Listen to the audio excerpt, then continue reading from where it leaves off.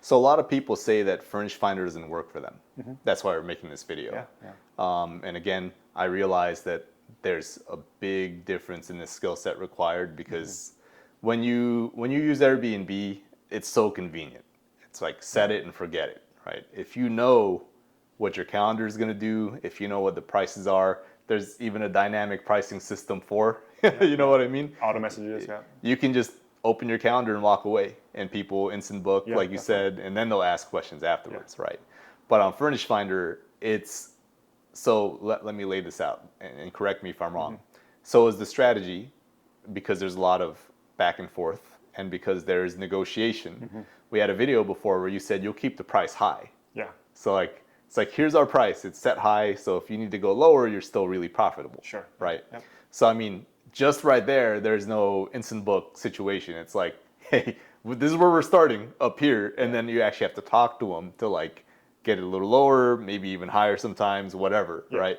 And there's a lot of back and forth with that. Yeah, you would say. Exactly. And that's usually how it goes. Yeah, there's so many different parameters, right? With not just the pricing, with dates. Sometimes people actually have flexibility in their dates. Sometimes someone's looking for, maybe a 1-bedroom in this city, but we have one bedroom in a neighboring city, and they're not thinking about it. But once we share with them, they might think, hey, I like this place a lot. Not the exact location I wanted, but I love the actual property. I'll consider that, right? So there's kind of a sales element there where you see what they're looking for and maybe try to sell them on what you have that might not be exactly what they're looking for. Yeah, and really, I think bigger pockets they talk about this. It's not passive income. Oh, right. Like, and everyone dreams for that. It's really salesy and pitchy, and it sells well. But this is not really passive. There's a lot of work. People say that, oh man, midterms are awesome because there's not that much turnover. But well, that's because all the work is up front. It's not on the turnovers. That's a good point. I haven't thought that before. It's harder to get the midterm and like per booking, the work per booking versus short term.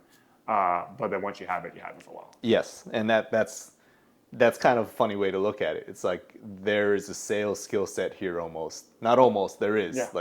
Service and sales, where you secure a booking, it lasts for 3 months. It's great for that 3 months. But acquiring it, that's where a lot of the finesse comes in. Yeah. And that's why there's a lot of failure on Furnished Finder, is because people do not approach it like that. Sure. They're just like, oh, it's like Airbnb. It's going to do it for me, right? It's like, oh, there's an inquiry. I have to talk to this person. It's like, yeah. It's like, yes, you have to talk to them. It's your business. You got to like run your business.